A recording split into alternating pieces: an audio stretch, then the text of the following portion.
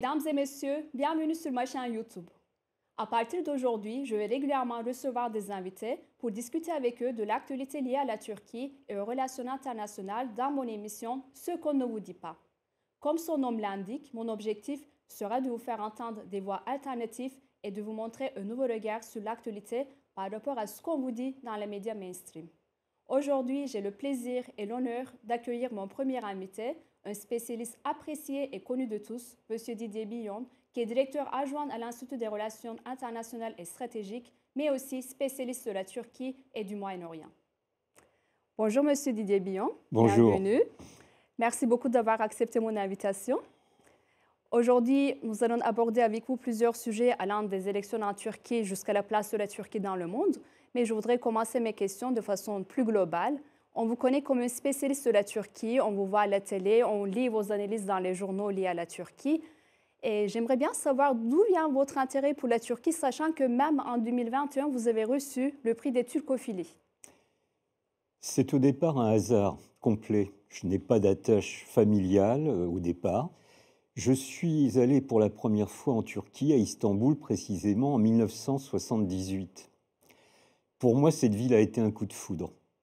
Et j'y retourne depuis lors au moins plusieurs fois par an, et j'aime toujours autant cette ville.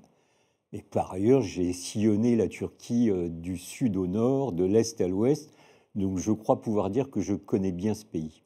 Mais pour revenir à 1978, à l'époque, j'étais un tout jeune enseignant et je m'intéressais bien sûr au Moyen-Orient contemporain. Mon sujet d'étude à l'époque était surtout centré sur la question palestinienne. Et quand je suis revenu à Paris, j'ai foncé dans des librairies pour trouver des livres sur la Turquie républicaine dont je ne connaissais pas du tout l'histoire. Et à l'époque, il n'y avait rien. C'est-à-dire qu'à l'époque, nous avions des ouvrages sur l'Empire ottoman, nombreux et de grande qualité, rédigés par nos maîtres en histoire sur ces questions, mais il n'y avait rien sur l'histoire de la Turquie républicaine. Et cela, comment dirais-je, aiguisait mon esprit, ma curiosité, et puis peu à peu, je me suis spécialisé sur ce pays. Je m'y suis fait évidemment beaucoup d'amis, désormais je crois pouvoir le dire. J'y ai consacré ensuite un travail de DEA, ce qu'on appelait à l'époque les diplômes d'études approfondies. C'est l'équivalent d'un master actuellement. Et puis j'y ai consacré ma thèse de doctorat en sciences politiques. C'était la politique extérieure de la Turquie de 1964 à 1989. Donc de fil en aiguille, eh bien, j'ai été amené à fréquenter de plus en plus fréquemment ce pays, à y travailler, sur ces problématiques contemporaines et à m'y faire, comme je l'ai déjà dit, beaucoup d'amis. Beaucoup d'amis. Justement, vous disiez qu'il n'y avait pas d'ouvrage à l'époque sur la Turquie. Actuellement, c'est vous qui faites ces ouvrages sur la Turquie. Et en 2021, vous avez écrit un livre intitulé La Turquie, un partenaire incontournable. Pourquoi, M. Billon, pour vous, la Turquie est un pays incontournable? Tout d'abord, je voudrais expliquer que j'ai fait ce livre, j'ai rédigé ce livre, parce que en 2021, il y en a eu plusieurs qui sont sortis en France et qui ont été caricaturaux dans leurs analyses à propos de la Turquie. Je comprends parfaitement qu'on puisse être en désaccord sur les évolutions politiques, sociales, culturelles, économiques de la Turquie. Cela relève du libre débat. Mais ce que je ne supporte pas, de manière générale, à propos de la Turquie et sur d'autres sujets, c'est que l'on caricature, que l'on déforme la réalité des faits. Et confinement aidant, je me suis dit, autant utiliser ce temps pour être utile, pour mettre ses idées au clair, et j'ai donc tenté de faire un livre présentant la Turquie telle qu'elle est, ou telle que je la comprends, bien modestement, avec ses atouts, avec ses défauts, avec ses défis, avec ses contradictions, mais tenter de faire une présentation la plus objective possible. Je sais bien que l'objectivité absolue n'existe pas de toute façon, j'ai un point de vue en plus, mais je trouve qu'il y a souvent des caricatures, des a priori négatifs à propos de ce pays, et j'essaye à mon niveau de les combattre pour tenter de ramener les choses à leur juste valeur.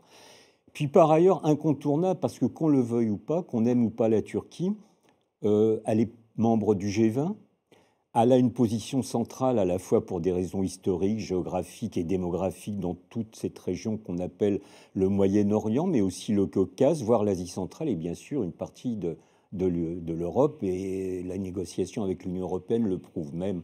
On y reviendra peut-être si ces négociations ne sont pas au meilleur de leur forme. Donc c'est un pays qui, pour de multiples raisons, est incontournable de mon point de vue. Et encore une fois, même si nous pouvons avoir des divergences avec les dirigeants de ce pays, il faut absolument que nous parvenions à fluidifier nos relations, à approfondir celles-ci de façon à avancer d'un même pas. Justement, Monsieur Billon, vous parliez de cette image caricaturale sur la Turquie. C'est ce que je voudrais vous demander. Vu de Turquie, on voit quand même un certain regard biaisé sur la Turquie, beaucoup de préjugés et stéréotypes, et aussi en fait un certain acharnement médiatique ces dernières années contre ce pays. Comment vous expliquez ces situations? Pourquoi en fait il y a ça alors que par exemple en Turquie, il n'y a pas cet acharnement médiatique contre la France? Alors je pense que la première raison, malheureusement, c'est l'incapacité des Français, mais des Européens d'une façon plus générale, à se mettre en perspective et à imaginer qu'un jour, c'est pas demain, mais un jour, nous puissions intégrer la Turquie comme membre à part pleine et entière de l'Union européenne, qui elle-même va connaître des transformations. Or, ce préjugé négatif, il renvoie à des questions dites culturelles. Et quand on dit culturel, je mets les pieds dans le plat, c'est des raisons religieuses. Il y a un problème à l'égard de l'islam. Il y a, de mon point de vue, une islamophobie qui est de plus en plus vive en France et plus généralement au sein de l'Union européenne. Et évidemment, un pays qui est culturellement musulman, 84 millions d'habitants en outre, c'est quelque chose qui est insupportable dans la pensée d'un certain nombre de dirigeants politiques français et ou européens, souvent placés à droite ou à l'extrême droite, et qui font de l'islamophobie leur fonds de commerce électoral. Je trouve ça déplorable. Je pense qu'il y a d'autres raisons. Nous pouvons avoir des divergences avec le pouvoir exécutif incarné par M. Erdogan. Nous pouvons avoir des différends en termes géopolitiques. Tout ça relève de ce qui est normal dans les relations internationales. La concurrence n'est pas un gros mot. Ouais. Mais fondamentalement, et c'est là le préjugé le plus compliqué, le plus difficile à combattre, ce sont les préjugés d'ordre culturel et en l'occurrence d'ordre religieux. Et plutôt l'islamophobie. Absolument, je le pense. Donc, on a parlé de façon globale sur la Turquie. Maintenant, je voudrais revenir au cœur de nos sujets, qui est les élections en Turquie. Comme vous savez, dans 3 semaines, à savoir le 14 mai, il y aura des élections cruciales pour l'avenir de la Turquie, mais aussi celui de toutes les régions où la Turquie exerce une influence. D'ailleurs, c'est pour ça que, selon Washington Post, ce sont les élections les plus importantes de l'année 2023. Est-ce que vous partagez cet avis? Ah oui, je pense que c'est un rendez-vous tout à fait essentiel pour ce pays, parce que je constate que nous avons 2 projets politiques totalement différents, probablement opposés, ce qui n'était pas le cas lors des dernières élections. Et quand je dis des dernières élections, c'est au pluriel.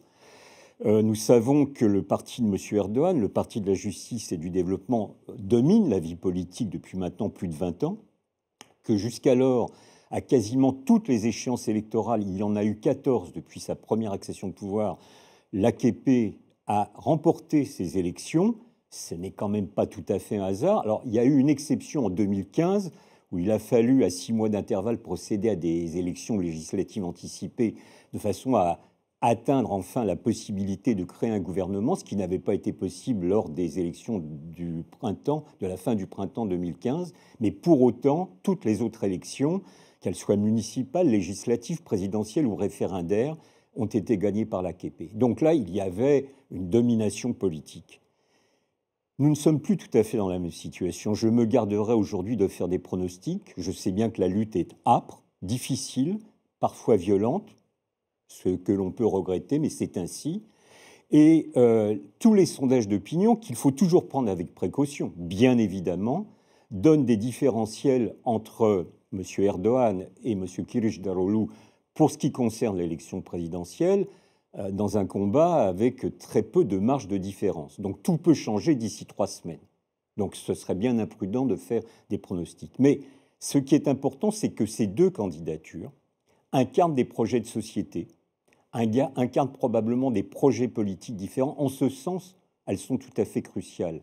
Et ma foi, le peuple turc, les citoyens turcs vont trancher, vont choisir en toute souveraineté quelle est la voie qu'elles préfèrent pour l'avenir de leur pays. Nous verrons donc bien le 14 mai au soir, et peut-être y aura-t-il probablement même un 2e tour pour la présidentielle le 28 mai. En ce sens, je ne sais pas si ce sont les élections les plus importantes de 2023, mais elles sont absolument cruciales, fondamentales, essentielles en termes de choix de société pour la nation turque. Tout à fait. Comme vous savez, il y a actuellement 4 candidats à la présidentielle, à savoir le président actuel, M. Recep Tayyip Erdoğan, M. Kemal Kılıçdaroğlu, qui est le chef de l'opposition turque, M. Muharrem İnce, qui est aussi candidat à l'élection présidentielle en 2018, et enfin M. Sinan Oğan. Il y a aussi en fait différentes coalitions de partis politiques. Est-ce que les Français s'intéressent aux élections en Turquie? Est-ce qu'ils ont des favoris dans les candidats ou bien est-ce qu'en fait toute cette actualité est un peu mise de côté en raison d'une actualité brûlante en France liée à la réforme des retraites? Oui, je pense que, pour parler clair, l'opinion publique française n'est pas véritablement au courant des évolutions précises de la campagne électorale en Turquie qui a commencé. Ça y est, c'est clair et net. Je pense que la date rupture, c'est le moment où M. Kılıçdaroğlu se présente comme candidat uni des principaux segments de l'opposition. Parce que, comme vous le dites, il y a d'autres coalitions. Est-ce que M. Kemal Kılıçdaroğlu est connu de l'opinion publique française? Non, pas beaucoup, je pense. Alors, il est connu probablement par une partie de la gauche française, notamment le Parti socialiste, puisque le Parti républicain du peuple, dont Kılıçdaroğlu était le président, est membre de l'Internationale socialiste. Donc, j'ai rencontré par hasard un responsable socialiste il y a quelques jours qui connaît M. Kılıçdaroğlu.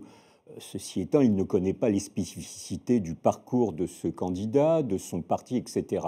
Donc, on peut le regretter. Et j'espère que les experts, ceux qui font un travail de recherche sur la Turquie, contribuent à développer, à populariser une meilleure connaissance des enjeux de la Turquie, des rapports de force tels qu'on peut les comprendre aujourd'hui. Mais clairement, alors comme vous le dites, il y a eu une actualité politique intérieure française assez intense au cours des dernières semaines, mais il n'y a pas une attention aiguë de la majeure partie des Français à l'égard de ces élections. Toutefois, j'y insiste, je fais beaucoup de conférences sur la Turquie, notamment hors de Paris, en province, et à chaque fois que je m'y rends, il y a beaucoup de personnes qui sont présentes et il y a beaucoup de très bonnes questions. Donc il y a une volonté de savoir, de connaître pour celles et ceux qui font l'effort de venir assister à la conférence pour dialoguer. Donc ce n'est pas du mépris, je crois, ce n'est pas du tout un désintérêt, mais parce que les questions de politique internationale ne sont pas le noyau de la préoccupation des Français. Actuellement, il y a d'autres préoccupations. Voilà, en plus, actuellement, il y a, comme vous le dites, d'autres préoccupations majeures, à mon avis. Oui, tout à fait. Même si vous ne voulez pas vous prononcer là-dessus, quelles sont vos prévisions quand même par rapport aux résultats des élections en Turquie? Est-ce que vous avez quand même des... Non, c'est très difficile. C'est d'une part parce que d'ici 3 semaines, il peut se passer beaucoup de choses. Vous savez, il y a une expression en France qui dit « il y a beaucoup d'eau qui va passer sous les ponts de la Seine ». Et moi, je la transpose en disant « il y a beaucoup d'eau qui va passer sous les ponts du Bosphore ». Donc ça, c'est une chose. Ce que je constate, c'est que en 2018, lors des dernières élections présidentielles, M. Erdoğan, qui était déjà le candidat sortant, avait remporté une victoire aisée avec 52% des suffrages environ. Cette fois-ci, d'après les sondages, je dis bien d'après les sondages, alors nous le savons, il faut les manier avec précaution, mais ça donne quand même une indication. M. Erdoğan est plutôt crédité d'environ 42%. Donc la bataille va être plus compliquée. C'est un indicateur. Alors, je pense que cela s'explique. Il y a des difficultés objectives, nous les connaissons malheureusement, notamment une crise économique sévère qui existe en Turquie, notamment aggravée par les effets désastreux du séisme qui a affecté ce pays avec, nous le savons, plus de 50 000 victimes. Il faut leur rendre hommage, je crois. Tout cela, évidemment, rend la situation compliquée. Or, je pense que M. Erdoğan, au cours de ses 20 ans d'exercice du pouvoir, s'était constitué une véritable base sociale et électorale. Et beaucoup de ses électeurs votaient pour lui, notamment pour les bons résultats économiques, pas du tout pour des raisons idéologiques. Or, aujourd'hui, la crise économique frappant la Turquie depuis déjà plusieurs années, je pense que cela contribue à effriter la base sociale et électorale de M. Erdoğan et de son parti. On l'avait d'ailleurs déjà constaté il y a 3 ans, en 2019, lors des élections municipales, lorsque les 2 principales villes du pays, Istanbul et Ankara, étaient passées aux mains de l'opposition. C'était une alerte pour le camp de M. Erdoğan, pour son parti, ce qui prouve qu'à mon avis, la situation politique aujourd'hui est beaucoup plus complexe à décrypter et beaucoup plus tangente pour l'équipe sortante autour de M. Erdogan. Et donc, c'est pourquoi, non pas par manque de courage personnel que je ne me hasarde pas à faire des pronostics, mais parce que véritablement, cette fois-ci, en Turquie, le résultat va, quel que soit le vainqueur final, le résultat va être très très serré. Donc aujourd'hui, je crois que ce serait bien imprudent. Voilà, en termes de méthode, ce serait idiot de dire tel camp ou tel candidat va remporter la victoire. J'entends bien tous les discours encore ce week-end de M. Kılıçdaroğlu, de M. Erdogan et des autres candidats qui sont, il faut quand même le souligner, moins importants, dire « nous allons gagner ». Mais c'est normal, tout homme politique, tout responsable politique fait sa campagne électorale en disant qu'il va gagner. C'est le moins qu'on puisse faire. Et moi, je ne suis pas un homme politique, je suis un analyste, un chercheur, un observateur, j'espère critique, et je fonde mes observations sur des réalités tangibles. Et je crois qu'aujourd'hui, ce serait une erreur de méthode, plus qu'une imprudence d'ailleurs, une erreur de méthode que de vouloir faire des pronostics. Tout à fait. Donc, on a parlé des élections en Turquie. Maintenant, je souhaiterais évoquer la question des relations de la Turquie avec la France et l'Union européenne. Et comme vous savez, la France et la Turquie sont deux pays qui ont de très longues relations diplomatiques. Mais malheureusement, ces dernières années, on remarque un certain changement dans les relations, beaucoup de hauts et de bas. Et il y a une certaine rivalité entre la France et la Turquie dans différentes régions du monde, allant du Caucase jusqu'à l'Afrique. À votre avis, est-ce que les deux pays, qui sont devenus des rivaux, on peut dire, peuvent trouver des terrains d'entente, des compromis et devenir de véritables partenaires? Je le souhaite. Mais avant de répondre à la question, vous avez parfaitement raison de souligner que depuis maintenant plusieurs centaines d'années, nous avons des relations diplomatiques, politiques. Tout le monde se réfère à Soliman et François Ier. Et je voyais tout à l'heure d'ailleurs une photo à ce propos. C'est évidemment très important. Mais pour nous ramener à des moments plus rapprochés, nous le savons, il y a eu au cours de l'histoire récente un certain nombre de différends, de divergences entre les deux pays. Mais ce que je constate, c'est qu'à chaque fois qu'il y a une crise, et elles sont nombreuses, nous repartons d'un bon pied, nous essayons de reconstruire une relation. Sauf que, depuis une vingtaine d'années, les crises se sont succédées, nous trouvons des moyens de nous réconcilier, mais à chaque fois, nous repartons d'un endroit plus bas. Et c'est ça qui m'inquiète beaucoup. C'est-à-dire que l'intensité des relations bilatérales entre la France et la Turquie, malheureusement, est beaucoup moindre que ce qu'elles étaient il y a une vingtaine, une trentaine ou une quarantaine d'années. Ça, c'est tout à fait regrettable. Et nous savons que dans la toute dernière période, il y a eu en plus une sorte d'opposition qui s'est personnalisée entre les deux présidents de la République, M. Erdogan et M. Macron, qui chacun d'entre eux a utilisé des termes, je dis bien chacun d'entre eux, comme ça il n'y aura pas de jaloux, a utilisé des termes à l'égard de son homologue qui ne sont pas dignes de chef d'État. C'était quasiment des injures d'un côté et de l'autre, et je trouve que ce n'est pas la bonne méthode. Alors ça, c'est des problèmes qu'il nous faut régler. Est-ce qu'il y a des sujets d'entente potentiels? Bien évidemment. En tout cas, je le souhaite et c'est une partie de mon combat à mon niveau. Encore une fois, je ne suis pas un homme politique, mais je pense que sur des questions liées à l'énergie, sur la culture, sur l'éducation, sur la situation de la communauté turque en France, sur des enjeux de politique extérieure. Et je ne prendrai qu'un seul exemple, l'Ukraine, la Russie, cette terrible guerre qui prévaut depuis maintenant plus d'un an. Eh bien, en réalité, il me semble que la France et la Turquie ont des positions qui ne sont pas si éloignées l'une de l'autre et qu'il serait plutôt positif, constructif, que nous mettions des synergies en œuvre de façon à pouvoir enfin parvenir à un cessez-le-feu. Oh, bien sûr, je ne suis pas utopiste et je ne pense pas qu'on puisse parvenir à un cessez-le-feu dans les 15 jours à venir. Ça serait trop beau.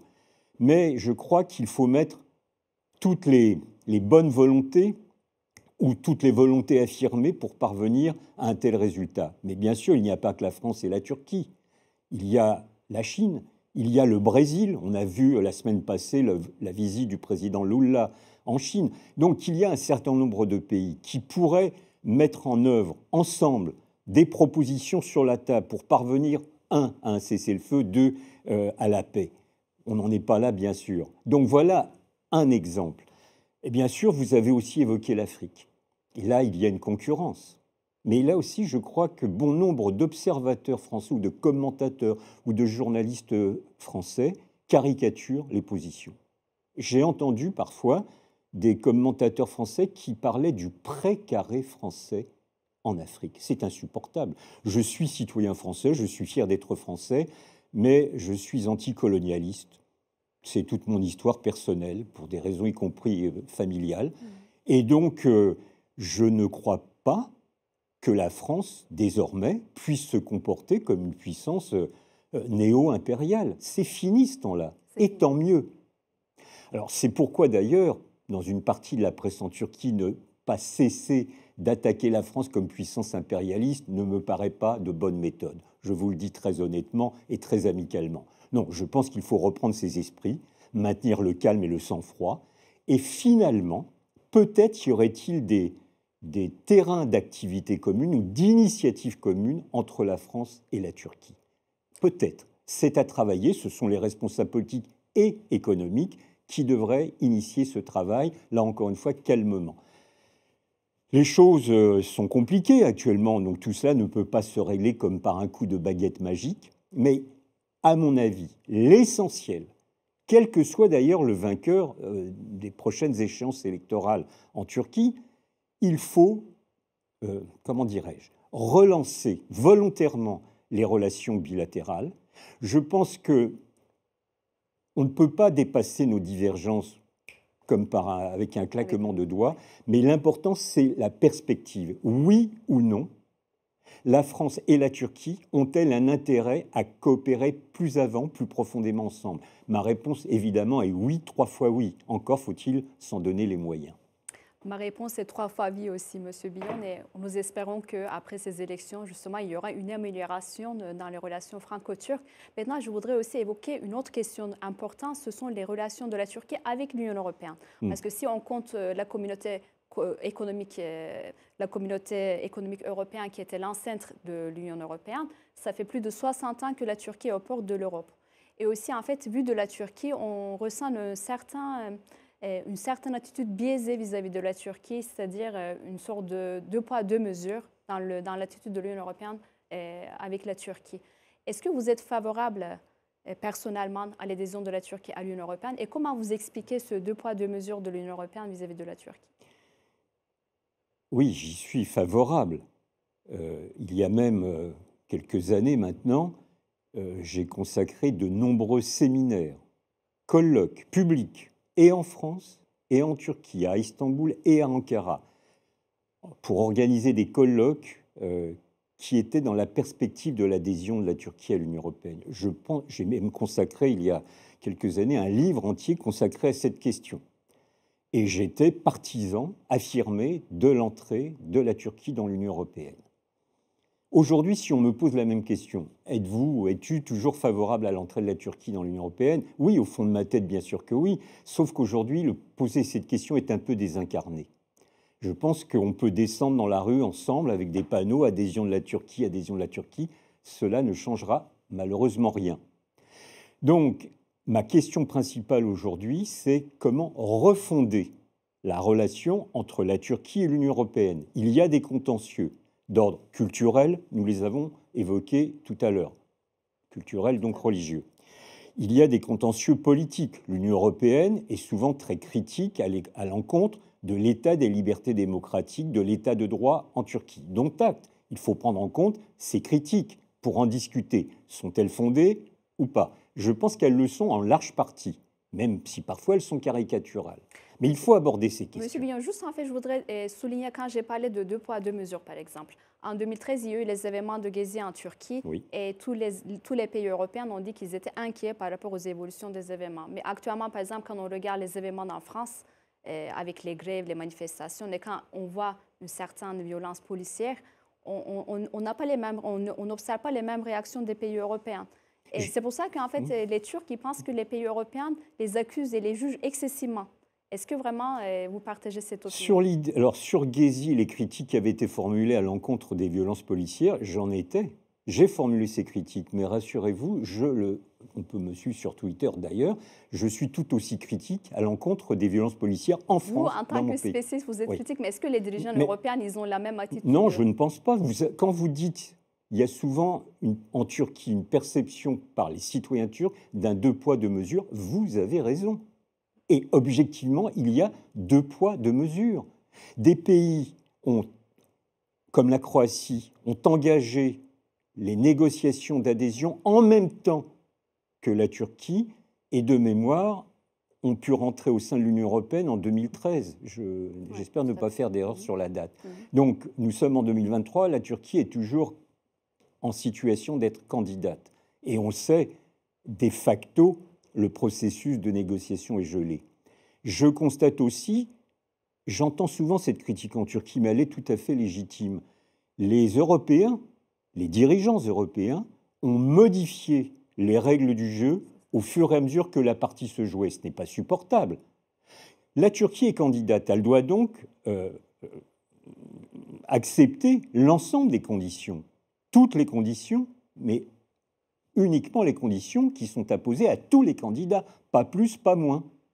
Or, on a toujours voulu, quand je dis on, c'est les dirigeants européens, ont toujours voulu mettre des conditions supplémentaires, deux poids, deux mesures.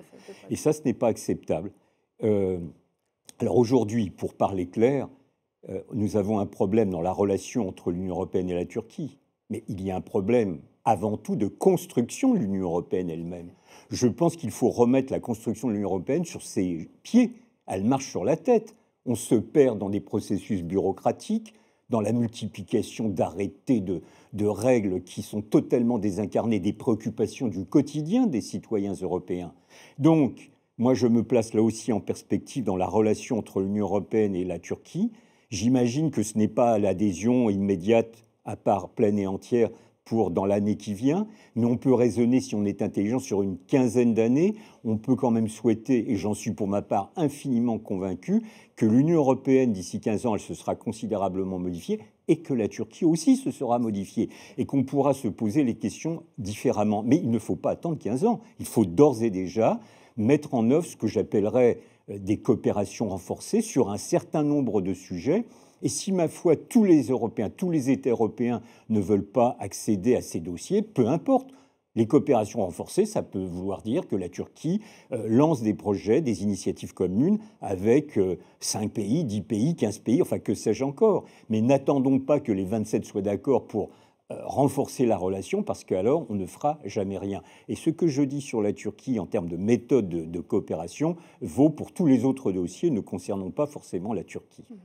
Il y a aussi un autre problème, M. Billon, c'est que, par exemple, quand on faisait des sondages en Turquie au sujet de l'adhésion de la Turquie à l'Union européenne il y a une dizaine d'années, tout le monde était favorable. Aujourd'hui, les Turcs sont un peu plus réticents. On ressent un certain euroscepticisme qui monte dans le pays parce que beaucoup de Turcs, la plupart, pensent que l'Union européenne n'assume pas suffisamment ses responsabilités, notamment dans les questions migratoires, mais aussi, par exemple, ne prend pas suffisamment en considération les intérêts et droits de la Turquie en Méditerranée orientale. Oui. Est-ce que vous partagez ce ressentiment? Est-ce que vous comprenez ce ressentiment des Turcs? Bien évidemment, mais ce que je constate, c'est que pas seulement dans les sondages, mais dans des études, notamment une étude qui est sortie il y a 3 ans en Turquie, faite par des instituts de recherche, donc c'est plus approfondi que des sondages, il y avait encore une majorité des Turcs favorables à la perspective de l'entrée de leur pays dans l'Union européenne. C'est très important, parce que malgré tous les revers, les couleuvres que les Turcs ont avalés, eh bien, ils se situent toujours dans cette perspective. Mais, et ça c'est terrible, il y avait les 3/4 des interrogés qui pensaient que cela ne serait jamais possible. Donc en même temps, vous avez une aspiration à pouvoir entrer un jour dans l'Union européenne, et en même temps une majorité qui se dit « mais ça ne sera pas possible ». Donc c'est très grave comme situation. Et je pense que cela s'explique par le deux poids, deux mesures que nous avons évoqué précédemment.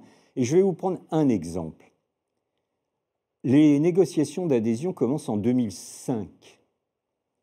La perspective de toute négociation d'adhésion, c'est l'entrée du pays qui est candidat, donc la Turquie, à l'Union européenne. 2 ans plus tard, 2007, M. Sarkozy, fraîchement élu président de la République française, et Mme Merkel, chancelière allemande, parlent d'un partenariat privilégié. Mais c'est une situation schizophrénique.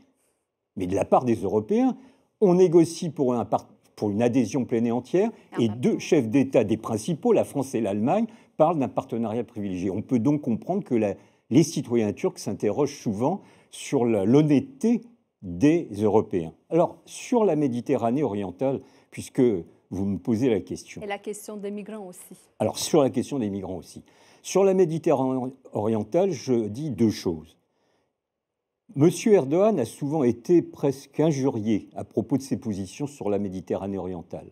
Honnêtement, et je vous le dis comme je le pense, il a eu des expressions trop fortes, trop provocatrices. Des expressions. Donc dans la forme, je pense que monsieur Erdogan n'a pas choisi la bonne méthode. Mais sur le fond des questions, et c'est ce qui m'intéresse fondamentalement, eh bien, la Turquie est fondée à avoir des revendications sur la gestion des ressources naturelles en Méditerranée orientale. Et de toute façon, il faut bien comprendre que cela renvoie aux intérêts nationaux de la Turquie. Moi, quand j'ai fait ma thèse, j'ai retrouvé des déclarations de M. Özal, Turgut Özal, ancien Premier ministre, puis président de la République de Turquie, qui avait fait, dans une tribune dans Le Monde, le journal Le Monde, un plaidoyer sur la Méditerranée orientale, et qui évoquait la possibilité d'une guerre.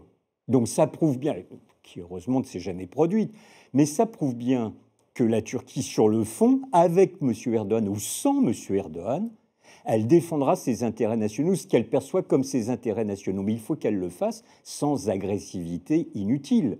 Donc vous voyez, différençons la forme du fond, mais sur le fond, la Turquie, je crois, est fondée à avoir des revendications en Méditerranée orientale. Et on me dit tout de suite, toujours, il faut que la Turquie applique le droit maritime international. Deux remarques. Déjà, la Turquie n'est pas signataire de la convention dite de Montego Bay, donc elle n'est pas obligée de la respecter. Mais par ailleurs, même si elle en était signataire, eh bien, il faudrait bien comprendre que ce traité international qui régit la question du droit maritime international ne peut pas s'appliquer mécaniquement en fonction des réalités géographiques locales. La France, par exemple, applique d'une façon particularisée le droit maritime international dans sa gestion de ses relations avec la Grande-Bretagne et notamment des îles anglo-normandes. Donc la France a des positions opposées. Absolument, voilà. Il y a une contradiction. Donc on peut parfaitement comprendre que la Turquie fasse valoir ses revendications. Après, on négocie. Je ne dis pas que la Turquie a raison sur tout, ce n'est pas le problème. Il faut négocier avec toutes les parties à ce différend, et notamment, bien sûr, avec la Grèce. Il ne faut pas exclure la Turquie, on est bien d'accord. Parce qu'actuellement, la se sent un peu exclue des tables de négociation. Non, il est clair que la Turquie doit en être partie intégrante parce que, on y revient, elle est incontournable sur cette zone aussi. Alors, sur les migrants, il y a eu en 2016 un accord entre l'Union européenne et la Turquie, en réalité un accord entre Mme Merkel et M. Erdogan. Bon, ensuite, Mme Merkel s'est chargée de faire passer ça au sein de l'Union européenne. Et je me souviens qu'en 2016, nous étions en pleine guerre civile syrienne et que les Européens avaient une peur bleue que des milliers, des dizaines de milliers, des centaines de milliers de réfugiés syriens arrivent au sein des pays de l'Union européenne. Donc cet accord, qui a été beaucoup critiqué, il a permis une chose, c'est stopper net cette vague potentielle de migrants syriens vers la Turquie. Donc on devrait être redevable à la Turquie d'avoir contribué à ce que ce flux cesse. Deuxième question, je crois qu'il ne faut pas faire de morale à la Turquie. Moi, je le dis toujours, hommage au peuple turc, 3 600 000, 3 800 000 réfugiés syriens, plus d'autres pays, notamment afghans, iraniens, etc. Donc, il faut bien comprendre le rôle positif que peut jouer la Turquie sur ce dossier. Est-ce que pour autant, les formes de chantage qu'a exercé M. Erdogan en disant « si vous n'êtes pas d'accord avec ça, on va ouvrir les frontières » sont acceptables? Non, je ne le crois pas. Je ne crois pas que le chantage soit une bonne méthode dans les relations internationales. Donc il faut reconnaître le rôle de la Turquie sur ce dossier et il faut apprendre à négocier pied à pied, parce que nous n'avons peut-être pas toujours les mêmes intérêts, nous Européens ou nous Français, que la Turquie. Mais ça, c'est la vie internationale. Nous n'avons pas les mêmes intérêts, mais on peut négocier, éviter de s'injurier et trouver des solutions de compromis entre les uns et les autres.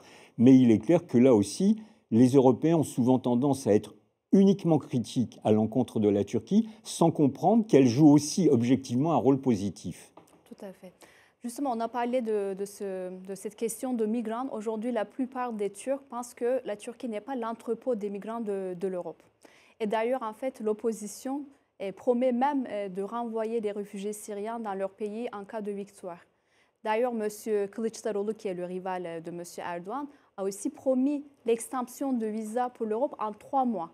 À votre avis, ce sont des promesses crédibles? Et est-ce que, en cas de victoire de l'opposition, les relations de la Turquie avec l'Union européenne pourraient radicalement changer? Alors, je pense que M. Kılıçdaroğlu trace un certain nombre de perspectives, à la fois sur les réfugiés syriens en Turquie, sur la question des visas.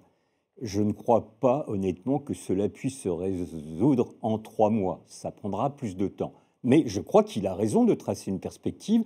Et nous savons que M. Kılıçdaroğlu, depuis plusieurs années déjà, considère qu'il est vital pour la Turquie de pouvoir permettre aux réfugiés syriens de rentrer chez eux. Donc là, il y a une divergence avec M. Erdogan, quoique j'ai senti au cours des derniers mois, avant les débuts de la campagne électorale d'ailleurs, une évolution de M. Erdogan sur ce dossier. Donc je pense que c'est un objectif. Ces 3 600 000 ou 800 000 réfugiés syriens, pour partie d'entre eux, resteront en Turquie. Dans quelle proportion, je n'en sais, fichtre rien. Mais il y en a une partie qui va repartir. Mais cela dépend des accords politiques qui pourront être atteints entre le président de la République de Turquie, que ce soit à nouveau M. Erdogan ou son concurrent M. Kılıçdaroğlu, nous verrons bien, avec la Syrie de M. Bachar el-Assad. Des négociations, alors je sais qu'il y a des tentatives et des contacts qui ont déjà eu lieu entre les responsables des services de renseignement turcs et syriens, entre les ministres de la Défense turcs et syriens. M. Erdogan aurait aimé avoir un entretien, une rencontre avec M. Bachar el-Assad avant le 14 mai. Je ne crois pas que cela sera possible parce que Bachar el-Assad fait une sorte de chantage.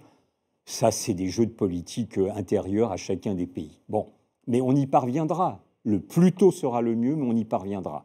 Mais il faut toujours prendre les questions par le biais politique. Donc la nécessité de rétablir des relations diplomatiques, politiques, commerciales, dignes de ce nom entre les deux pays. À partir de là, la question des réfugiés syriens en Turquie se posera de façon, j'allais dire, décontractée, c'est peut-être pas le bon terme, mais qui ne seront pas inutilement exacerbés. On va résoudre cette question et ce problème. Quand je dis on, c'est les Turcs eux-mêmes avec les Syriens.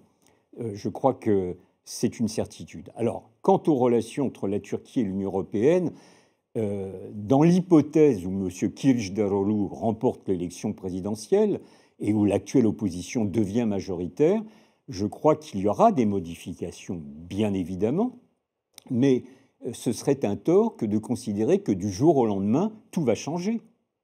Parce qu'au-delà de la personnalité de M. Erdogan et de celle de M. Kılıçdaroğlu, au-delà de la perception des Européens sur Erdogan et sur Kılıçdaroğlu, il y a la dure réalité des intérêts nationaux. Donc, avec ou sans M. Erdogan, avec ou sans M. Kılıçdaroğlu, la Turquie voudra faire valoir ses intérêts nationaux, qui sont peut-être parfois contradictoires avec ceux de l'Union européenne. Donc, encore une fois, l'atmosphère générale, la forme risque de changer si M. Kılıçdaroğlu devient président, mais je crois que ce serait une illusion de penser là aussi que, comme par enchantement, toutes les divergences, tous les dossiers qui font contention entre les deux parties, européennes et turques, pourront se lever d'un coup. Cela n'est pas le cas. Ça n'a pas changé avec une baguette magique et la Turquie va poursuivre quand même à défendre ses intérêts nationaux. Et c'est bien normal, mais je pense de toute façon, dans l'histoire de l'humanité, les pays qui ne sont pas capables de faire valoir leurs intérêts nationaux sont des pays en déclin qui n'ont pas un grand avenir. Alors la Turquie le fait parfois de façon éventuellement désagréable sur la forme, oui, c'est une réalité, mais qu'elle défende ses intérêts nationaux, il n'y a rien de plus normal. Comme la France défend ses intérêts nationaux, comme l'Allemagne, comme la Chine, comme la Russie, même avec les erreurs que l'on connaît. Donc ça, il n'y a rien de plus normal. Et pour moi, défendre les intérêts nationaux de son pays, de oui, de son pays, c'est pas grossier. C'est même le minimum qu'on puisse demander à des responsables politiques. Tout à fait. Monsieur Billon, on a longuement parlé des relations de la Turquie avec la France et l'Union européenne. Maintenant, je voudrais bien évoquer le sujet du rôle de la Turquie dans le monde, parce qu'on perçoit la Turquie de plus en plus comme une étoile montante sur la scène internationale. Elle atteint sa zone d'influence du Caucase jusqu'à l'Afrique, jusqu'en Asie centrale. Et on voit aussi que son secteur de la défense se développe de jour en jour avec la fabrication des drones TB2, des drones Bayraktar TB2 qui ont changé le cours des événements dans le Haut-Karabakh, tout comme dans la guerre en Ukraine. Est-ce que vous pensez que la Turquie est en train de devenir une puissance mondiale ou est-elle déjà devenue une puissance mondiale? Non, ce n'est pas encore une puissance mondiale à mon avis, mais elle tente à le devenir. C'est-à-dire que la Turquie ne peut plus être cantonnée, depuis déjà quelques années, à son environnement géopolitique immédiat. Quand on parle de la Turquie, souvent, j'entends qu'on veut la cantonner à ses relations avec le Moyen-Orient. Évidemment, le Moyen-Orient est d'une importance capitale pour elle. Mais la force, la richesse, les atouts de la Turquie, c'est justement d'être capable de discuter, de négocier, d'établir, d'approfondir des relations avec les pays du Moyen-Orient, mais aussi du Caucase, mais aussi d'Asie centrale, mais aussi européens. On vient d'en parler assez longuement, puisque la longue marche du peuple turc vers l'Ouest, ça s'étend sur des centaines, voire des milliers d'années. Alors le point d'aboutissement, ça sera peut-être un jour l'adhésion, peut-être, à l'Union européenne. Mais désormais, on l'a évoqué précédemment, la Turquie, je suis très impressionné par les progrès qui ont été faits par la Turquie en Afrique subsaharienne. Ça, c'est plus nouveau. C'est une vingtaine d'années. Et d'ailleurs, tout le monde dit que c'est une initiative de M. Erdogan. Non, ce n'est pas une initiative de M. Erdogan. Le premier qui a élaboré un plan d'action vers l'Afrique était un ancien ministre des Affaires étrangères turc, qui est décédé maintenant, Ismail Cem, qui avait lancé le premier cette initiative. Alors, ce qui est clair, c'est que depuis 20 ans que l'AKP est au pouvoir, alors là, les initiatives se sont multipliées d'une façon mais impressionnante. On sait par exemple que la première compagnie aérienne en Afrique, c'est Turkish Airlines, désormais. Nous savons que dans la Corne de l'Afrique, la Turquie possède une influence politique et diplomatique ainsi qu'humanitaire, n'oublions pas cet aspect des choses, tout à fait importante.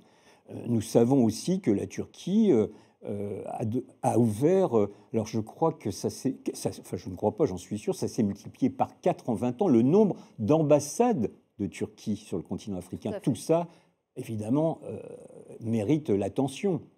Et encore une fois, plutôt que de jouer la concurrence stupide, là, je pense qu'il s'agirait de trouver des synergies avec les Chinois, les Russes, les Américains, ne les oublions pas, les Français bien sûr, et quelques autres, plutôt que de jouer une concurrence stupide. Alors, quand je dis ça, je ne veux pas être naïf, je sais bien, on a évoqué tout à l'instant ce qu'étaient les intérêts nationaux, donc on n'est pas obligé de s'entendre sur toutes les questions. Mais quand il y a des problèmes et des enjeux vitaux pour les uns et les autres, et notamment pour les peuples africains, encore peut-on, en coopération avec eux, trouver des solutions constituant des synergies. C'est ça que je veux dire. Bien sûr, il y a des formes de rivalité. Il serait idiot de ne pas les reconnaître. Mais la rivalité peut aussi, sur certains dossiers, créer des coopérations positives. Nous savons aussi, alors dans une moindre mesure, bien sûr, mais que des contacts importants à tout niveau, politique ou économique, sont mis en œuvre par la Turquie vers l'Asie, vers l'Amérique du Sud, ce qui n'est quand même pas son terrain de prédilection habituel. Donc tout ça montre que la Turquie, qui par ailleurs est toujours membre du G20, est un pays qui s'affirme de plus en plus comme une puissance internationale. Je ne dis pas encore une puissance mondiale, ça le deviendra très certainement dans les 10-15 ans à venir. Donc c'est un processus qui est en route, et clairement, depuis une vingtaine d'années, ce processus s'est accéléré.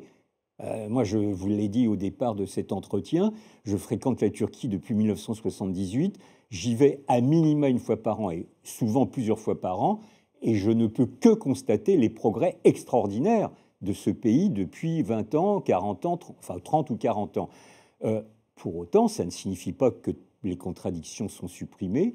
Cela ne signifie pas que tout va pour le mieux dans le meilleur des mondes. Bien sûr, il y a de graves difficultés, notamment économiques en Turquie. Bien sûr, je considère que l'état des libertés démocratiques pose problème, pose question. Tout ça, ce sont des réalités, il ne faut pas se les cacher, mais pour autant, les atouts de la Turquie, sa vitalité sont tout à fait extraordinaires et j'ai plutôt un bon espoir pour l'avenir de ce pays.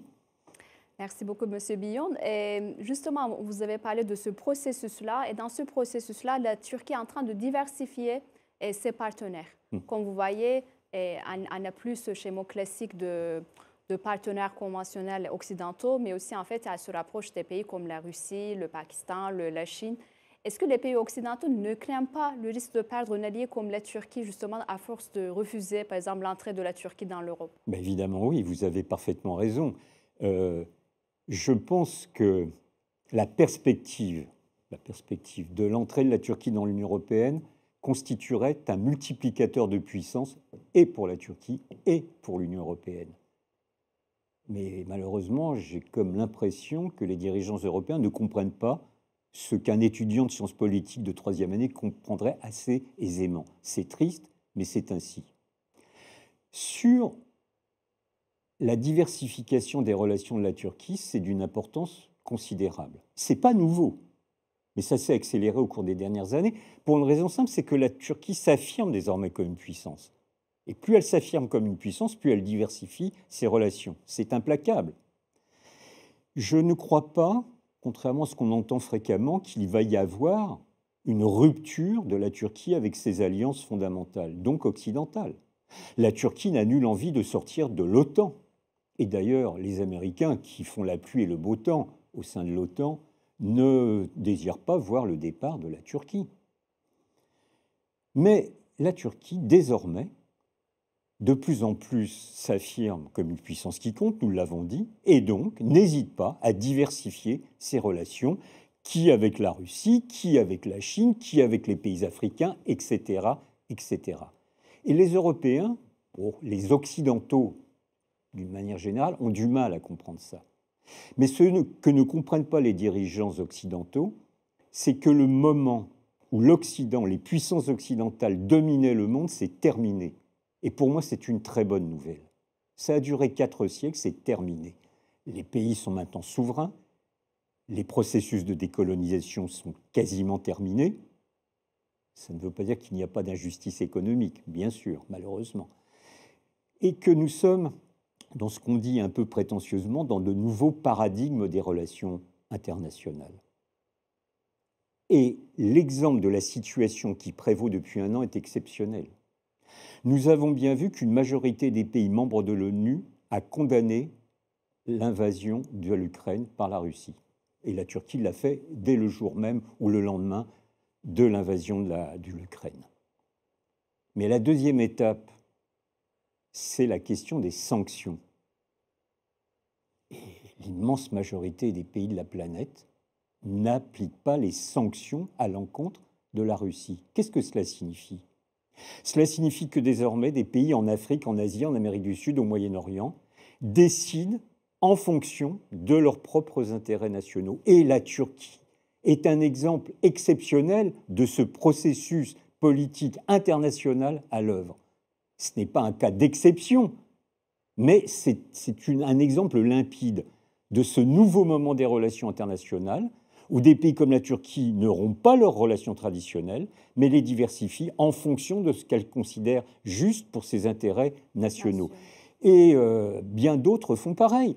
Vous avez bien vu que dans la région du Moyen-Orient, l'Arabie saoudite, dont nous savons que c'est un pays qui traditionnellement, depuis 1945, est, c'est le moins qu'on puisse dire, très très très proche de Washington, eh bien, a décidé il y a 2 semaines, de renouer ses relations diplomatiques avec l'Iran sous l'égide de la Chine.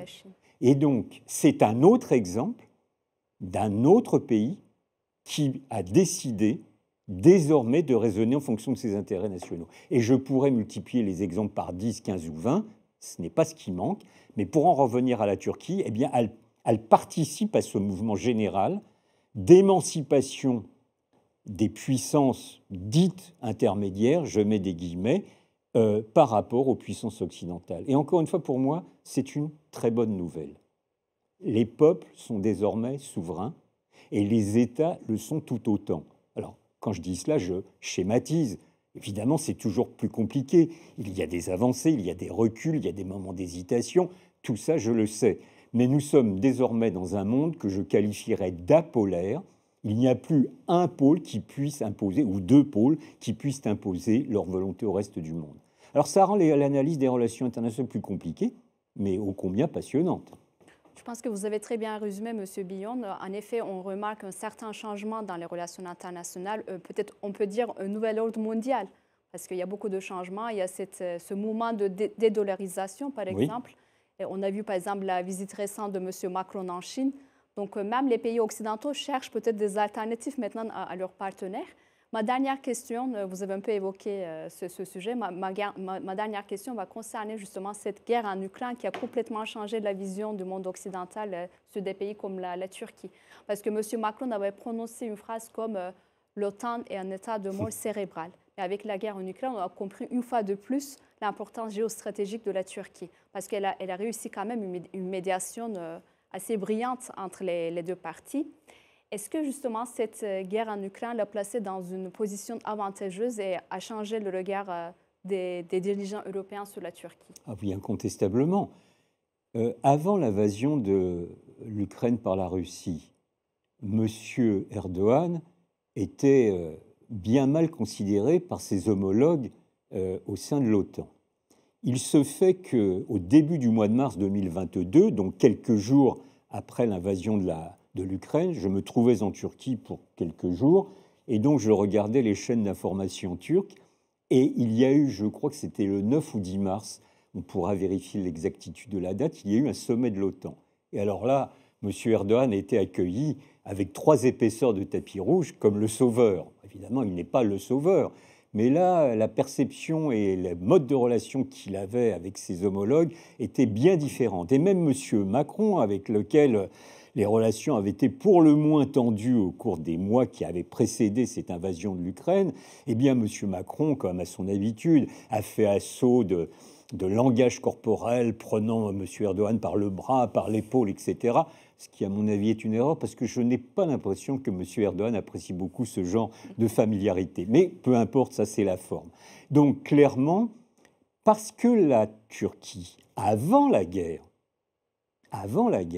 avait des relations très fluides et avec la Russie et avec l'Ukraine, ce qui était intelligent, eh bien, ça lui a permis, une fois cet événement terrible de la guerre déclaré, à continuer à pouvoir discuter, voire négocier sur certains dossiers avec et les Ukrainiens et la Russie. Et puis, bien sûr, parce que la Turquie est un pays de la mer Noire, avec des côtes de plusieurs centaines de kilomètres, et donc c'est un pays qui n'est pas parti au conflit, heureusement, militairement, mais qui l'est politiquement et géostratégiquement. Donc cela a donné des atouts à la Turquie que M. Erdogan a su mettre en œuvre. Ça, c'est clair, il n'a pas fait, à mon avis, de faux pas sur la gestion du dossier de la guerre en Ukraine. Alors, je crois donc que toute solution, et j'espère le plus vite possible, à ce conflit, à ce terrible conflit, ne pourra pas se faire sans la Turquie, mais la Turquie seule ne pourra pas régler non plus ce conflit. Et je crois qu'il faut bien en être conscient. La Turquie a déjà fait beaucoup. C'est grâce à sa médiation qu'on a pu résoudre le problème des céréales. C'est très important pour de nombreux États du Moyen-Orient et de l'Afrique. C'est-à-dire que les céréales étaient bloquées. On a pu les débloquer. Ils passent maintenant à travers les détroits du Bosphore et des Dardanelles.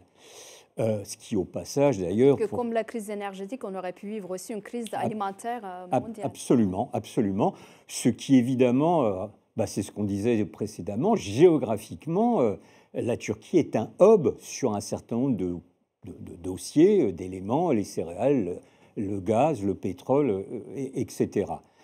Ça, c'est la première chose. Il y a eu aussi quelques échanges de prisonniers ukrainiens et russes grâce aux médiations de la Turquie. C'est insuffisant, mais tant mieux. Mais je pense qu'il faut se méfier. Il ne faut pas que la Turquie ait l'hubris de la victoire. Il faut qu'elle comprenne qu'elle ne peut pas seule aboutir à la paix, malheureusement, mais c'est comme ça. Donc il faut qu'elle le fasse en partenariat avec d'autres. La liste, on l'avait, enfin, c'était aux dirigeants politiques de la déterminer. On a évoqué précédemment les Chinois, les Brésiliens, peut-être les Français, enfin, que sais-je encore. Nous verrons bien. Le maximum de pays concernés seront les bienvenus, bien sûr. Mais clairement, je pense que le conflit ukrainien ne pourra pas se résoudre réellement sans la participation active de la Turquie. Donc, on va terminer cette interview avec ce beau message de partenariat actif entre tous les pays. Et pas seulement la Turquie, enfin, on ne pourra pas résoudre les problèmes, pas seulement avec la Turquie, mais avec un partenariat de toutes les parties prenantes et tous les pays occidentaux. Je vous remercie beaucoup pour cette interview très instructive. Je vous remercie également pour tous vos travaux très précieux en faveur des relations franco-turques. Je vous souhaite une très bonne continuation et vous dis à très bientôt pour d'autres sujets. Merci beaucoup pour votre invitation et pour nos échanges. Quant à nous, on se revoit très vite dans un nouvel épisode de Ce qu'on ne vous dit pas. À très bientôt.